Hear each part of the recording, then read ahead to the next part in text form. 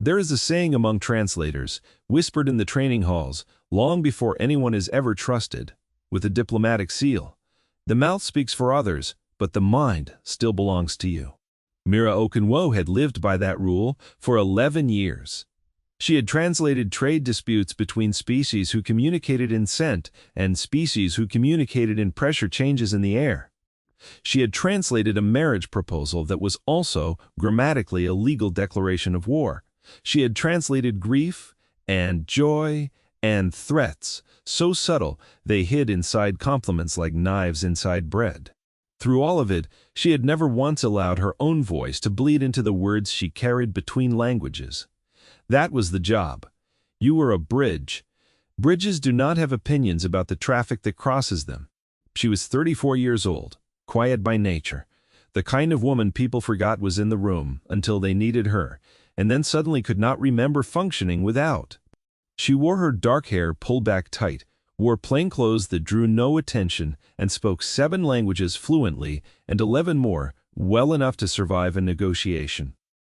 Among those 11 was Threk, the guttural clicking tongue of the Vantillian compact, a language so difficult that only 40 humans alive could speak it without a translation implant doing the heavy lifting for them. Mira was one of the 40 for it. The Vantillian ambassador did not know that. He had been told by his own intelligence briefing that the human translator assigned to his visit spoke a passable, textbook version of his language, the kind taught in academies, stiff and formal, and missing all the cultural weight that lived underneath the actual words. He had been told she would catch perhaps 60% of anything spoken quickly, and none of the idiom, and none of the insult buried in a well-placed pause. His briefing was wrong. Quote, his briefing had been compiled 2 years earlier, before Mira's final fluency certification, and nobody on his staff had bothered to update it, because why would they? She was human. She was a translator. She was furniture that happened to speak that mistake would cost him his career within the hour. But on the morning it began, none of that had happened yet.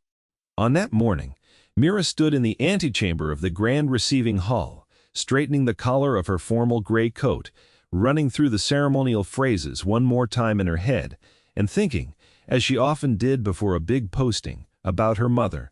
Her mother had been a translator too, decades earlier, in the first fumbling years after humanity made contact with its first alien neighbors. Her mother used to say that translation was the oldest kind of diplomacy there was, older than treaties, older than trade, because before two peoples could agree on anything, somebody first had to agree on what the words meant. Her mother had died 3 years ago, quietly in her sleep, having spent her whole life making sure that no misunderstanding between species ever became a war. Mira had taken that as something close to a sacred inheritance, word for word. Meaning for meaning. Never her own opinion. That was the rule, and she had never broken it. Today, she would be translating for Queen Isolde III, monarch of the human Northern Compact, in a summit meant to renew a fragile trade agreement with the Vantillian ambassador, a narrow-eyed, broad-shouldered being named Threl Vantos, whose people prized status and dominance above nearly every other virtue. Her instructions from the royal chamberlain had been simple and absolute. Translate everything. Exactly. Do not soften. Do not summarize. Do not, under any circumstances, add anything of your own. She had nodded and said, of course, as she always did. She had no idea, standing in that antechamber, how close she would come to breaking that rule, or how glad she would later be that she did. The grand receiving hall was built the way old human seats of power tend to be built, with tall windows designed to let in light and remind everyone standing in them how small they were compared to the architecture. Banners hung from the rafters, the crest of the Northern Compact on one side, the twisting silver sigil of the Vantillian Compact on the other. Guards stood at careful intervals, still and silent. Though everyone in that room knew this summit was meant to be peaceful. It always was, right up until it wasn't. Queen Isolde sat upon a low dais, not a towering throne, because she had always said thrones built to intimidate were thrones built by people who had run out of better arguments. She was 61 years old, silver-haired, dressed simply, with the kind of stillness that came from 4 decades of ruling through crisis after crisis without ever once raising her voice. Mira stood 2 paces to the queen's left and slightly behind her, in the traditional translator's position. Present, necessary, invisible. The doors opened, and Ambassador Threl Vantillian entered with his retinue. He was tall, even by Vantillian standards, nearly 7 feet, with gray-green skin like riverstone and a crest of bone along his skull that rose and fell with his moods, a biological tell his own people knew to watch, and humans had only recently learned to read. His crest was raised high now, pride, confidence, perhaps contempt. He wore ceremonial robes threaded with silver wire, the mark of high station, and he walked into that hall the way a man walks into a room he has already decided he owns. Mira had read his file. 3rd son of a minor noble house, who had clawed his way into a diplomatic post through sheer political maneuvering rather than any particular skill at diplomacy. Vantillian culture respected strength above nearly all else, and strength to men like Threl often meant the ability to insult someone to their face and have them smile through it. He bowed to the queen, a shallow bow, technically correct, and yet somehow still an insult in its shallowness, and began to speak in formal Threk. Mira listened and translated. The ambassador extends greetings from the Vantillian Compact and expresses hope that this renewal of trade terms will proceed swiftly, given the Compact's patience with slower species has limits. It was a small opening barb, the kind seasoned diplomats tossed out to test the temperature of a room. The queen did not blink. She had faced worse from better men. Tell the ambassador the Northern Compact welcomes him, and that patience, properly used, has built every lasting peace in human history. Mira translated that too, cleanly, into Threk, matching the queen's measured cadence. The ambassador's bone crest twitched. He had not expected the reply to land with quite that much quiet steel. He recovered quickly, sitting in the guest chair prepared for him, and the negotiations began in earnest, moving through tariff structures and shipping corridors and mineral rights with the plodding rhythm such things always have. For the first 20 minutes, everything proceeded exactly as such summits usually did: dry, careful, slow. Then the ambassador made a mistake.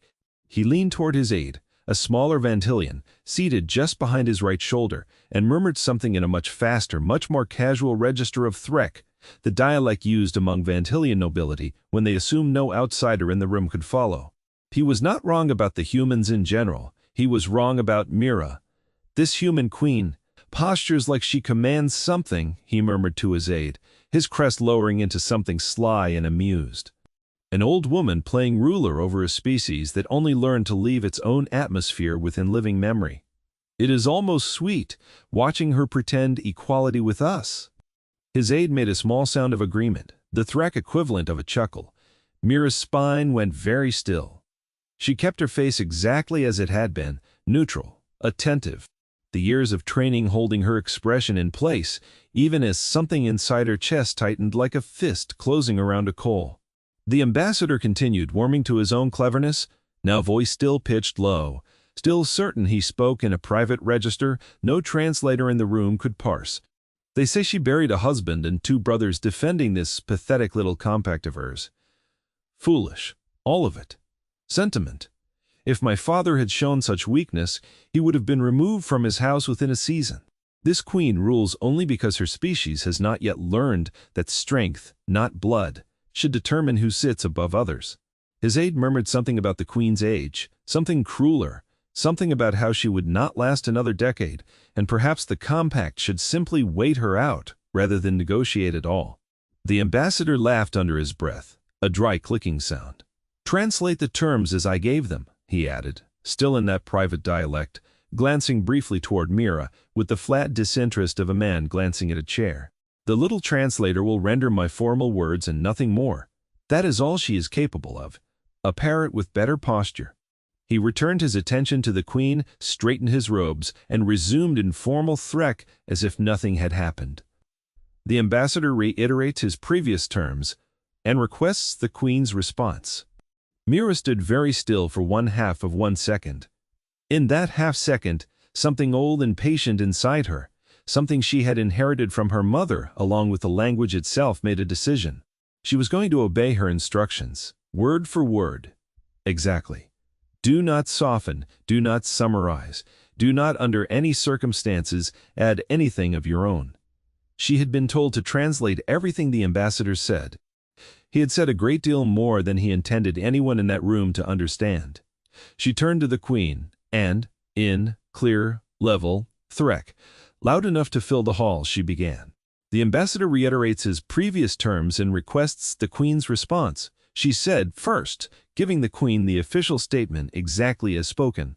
Then, without pause, without any change in her tone, she continued. The ambassador also wishes it recorded that moments ago, in a dialect he believed I could not follow, he described your majesty as an old woman playing at rulership over a species too young to deserve equal standing. He stated that your grief for your late husband and brothers was sentiment and foolishness, and that such grief would have seen him removed from his own house had he shown it. He suggested his government should simply wait for your death, rather than continue honoring this treaty. He referred to me, your translator, as a parrot with good posture, incapable of anything beyond rendering his formal words. The hall went silent in the particular way that only true total shock can produce. The Queen did not move. The ambassador's crest shot upward in alarm, every plate of bone along his skull rising at once. A physiological reaction Vantillians could not suppress, even when they desperately wanted to. He had understood every word Mira just spoke. Of course, he had. She had spoken in his own noble dialect, the very register he had used to insult the Queen, delivered back to the entire room with the same clean precision she used for treaty clauses. For one terrible moment, nobody in the grand receiving hall breathed. Then Queen Isolta III turned her head, very slowly, and looked at the Vantillian ambassador with an expression that was somehow more frightening for how calm it remained. She spoke quietly in her own language, and Mira, without missing a beat, without a flicker of hesitation, translated her words into the exact same noble Threk dialect the ambassador had used to insult her, so that every syllable would land with the same private cutting weight he had intended his own words to carry. Tell the ambassador, the Queen said, that I have buried a husband and 2 brothers in service of peace, and I did not weep for weakness. I wept because I understood, better than most, what it costs to keep planets from becoming graveyards. He calls that sentiment. I call it the only quality that separates a ruler worth following from a conqueror worth burying. Mira delivered it flawlessly, her voice carrying every ounce of the Queen's cold precision, and the ambassador's aide actually flinched. The Queen continued, and Mira kept pace with her, word for word, the two of them moving together now like a single instrument. Tell him further, the Queen said, that on my world a woman who has survived what I have survived is not considered old. She is considered dangerous. And tell him that his own government, when it hears how he has conducted himself in this hall today, insulting a sovereign monarch under the mistaken belief that her translator was too limited to notice, will likely agree with me. She paused, letting that settle, and then delivered the final line, with no change in volume, no theatrical weight, simply the flat certainty of someone who had said many hard things to many powerful men across 4 decades of rule. Tell him that a parrot with good posture just ended his career, and that he did it to himself. Mira translated every word. Exactly. The ambassador's aide had gone the color of ash. The ambassador himself sat frozen, his crest still fully raised in alarm, his mouth slightly open, the diplomatic mask he had worn since entering the hall completely, irrecoverably gone. He tried, weakly, to recover. This is a misunderstanding, he said. Informal Threk, now his voice tight. A private jest, poorly translated, taken out of. I translated it. Precisely, Mira said, cutting in. Still in the noble dialect, her voice utterly level, word for word, exactly as instructed. If the ambassador believes the translation was inaccurate, I invite him to correct the specific phrase he takes issue with, so the record may reflect his true meaning. Silence. He had no answer, because there was no answer. She had not editorialized. She had not exaggerated. She had simply repeated, with total fidelity, precisely what he had said in precisely the dialect he had chosen. believing it a private weapon aimed at people who could not understand it.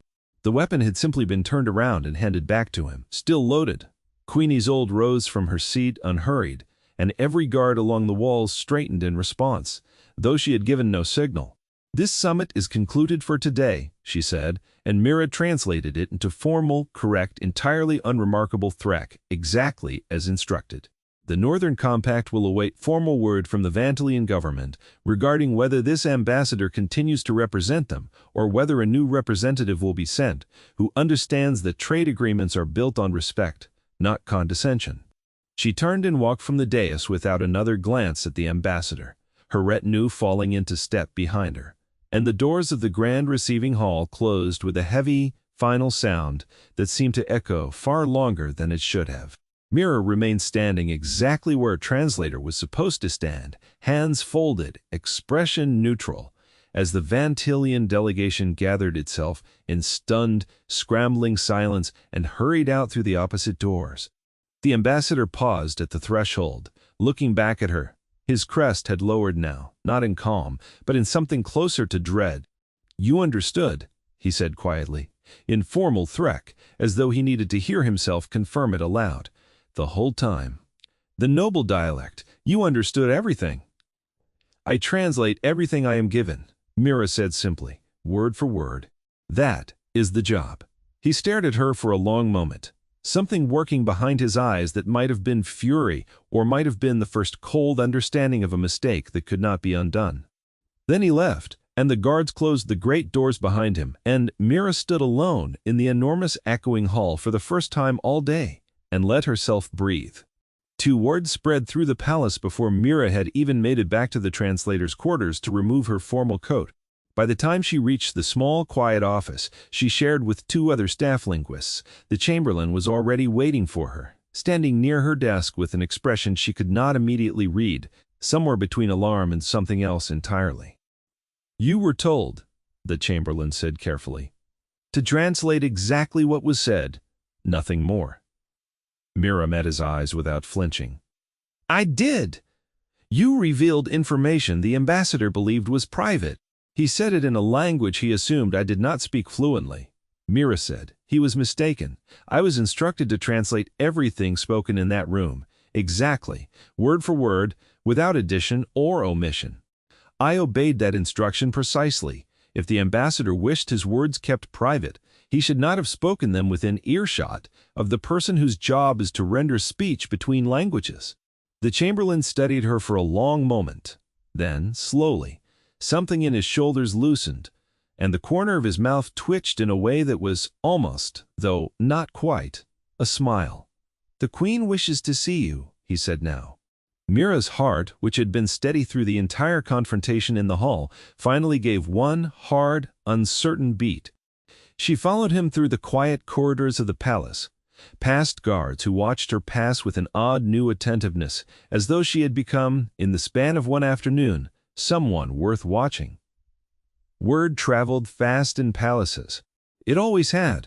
Queen Isolde received her in a small private study, far removed from the grandeur of the receiving hall, a room with tall bookshelves and a single window overlooking the winter gardens. The Queen had removed her formal outer robe and stood by the window with a cup of tea in her hands, looking, for the first time, all day, simply, like a tired woman, near the end of a long shift. "Close the door," the Queen said. Mira did. For a moment neither of them spoke. "Do you know how long I have wanted to say something like that to a man like him?" the Queen finally said, not turning from the window. 40 years. 40 years of sitting through summits with people who believe that, because my species arrived late to the wider galaxy, we arrived stupid as well. 40 years of swallowing insults.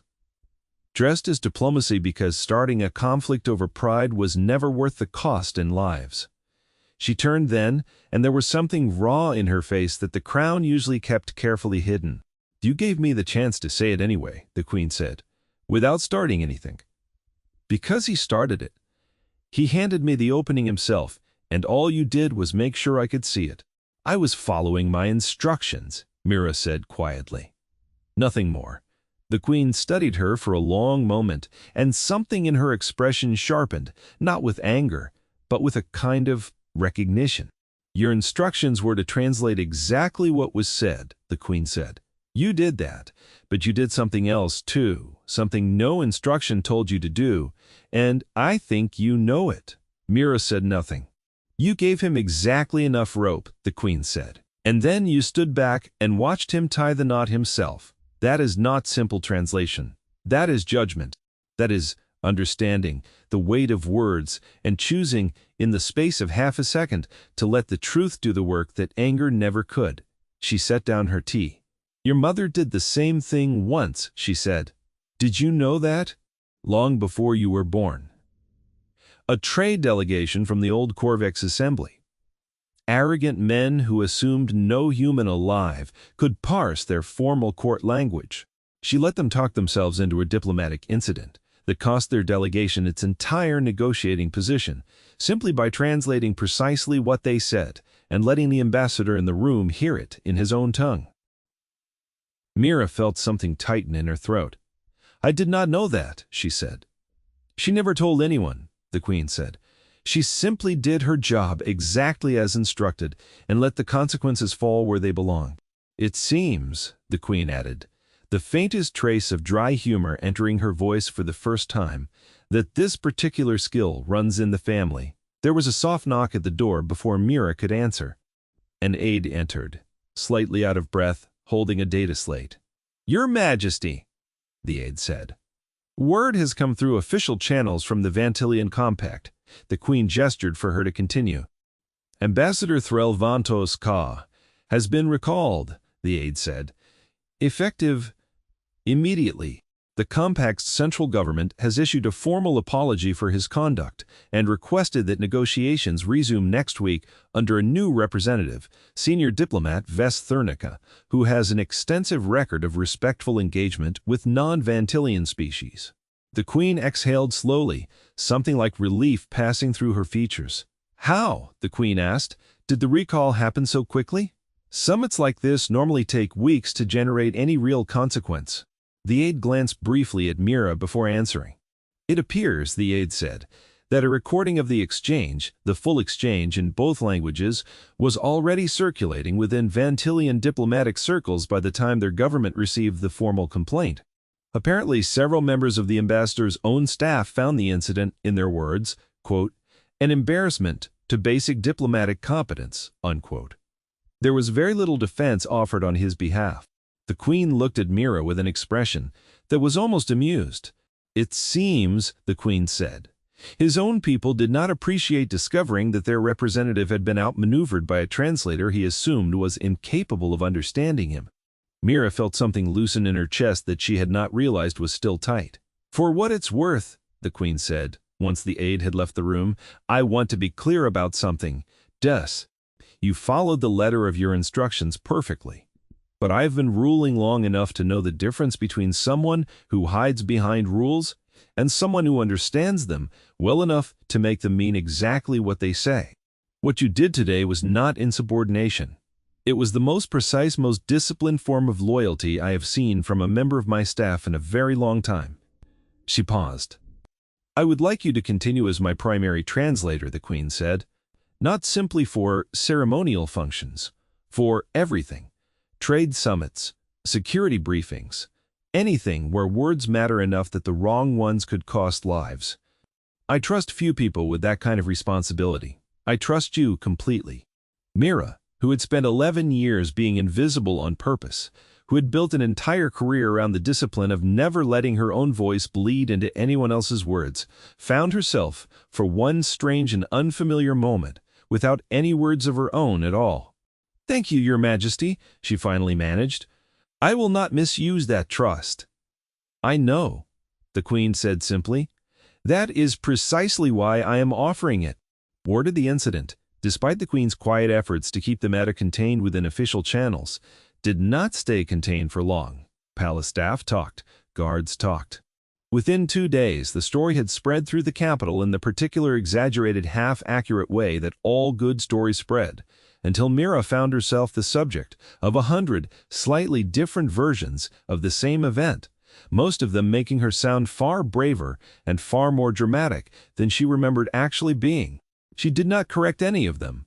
What she did do 3 days later was sit in the small translator's office, going through routine paperwork, when a message arrived through the diplomatic relay, addressed specifically to her, marked with the seal of the Vantillian Compact's foreign ministry.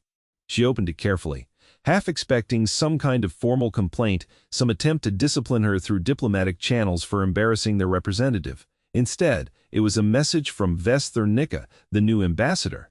To the human translator, whose name I have been given only as Mira Okonwo, the message read, once translated, I wish to express, on behalf of my government, sincere appreciation for your conduct during the recent summit. My predecessor's failure was his own, born of arrogance, and a fatal underestimation of the person standing beside your queen. It is rare in my experience to encounter a translator willing to let the truth speak for itself, rather than smoothing it into something more comfortable for everyone involved. My government has taken note of your professionalism, and I personally look forward to working alongside someone who understands that the truest diplomacy is simply the truth, delivered without distortion to whoever is willing to hear it.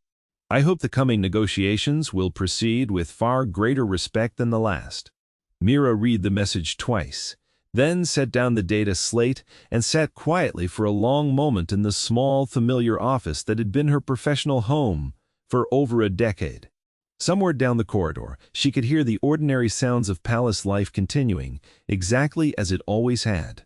Footsteps, distant conversation, the soft mechanical hum of the building's climate systems. Nothing about the world had changed in any dramatic, visible way. And yet something had shifted, quietly, permanently, in the small space where Mira understood her own role. She had spent 11 years believing that being a good translator meant being invisible, meant holding herself so still and so neutral that she left no fingerprint on anything she carried between languages. She had believed, without ever quite examining the belief, that neutrality and passivity were the same thing. They were not. Her mother had known that. The Queen had known that. And now, sitting in the quiet aftermath of the only moment in her career where she had ever felt truly seen, Mira understood it too. Neutrality did not mean silence. It did not mean allowing cruelty to hide inside a language its target could not parse. Neutrality meant fidelity to the truth, exact and unflinching, delivered without fear or favor, to whoever needed to hear it, even when the person speaking never imagined it would travel that far.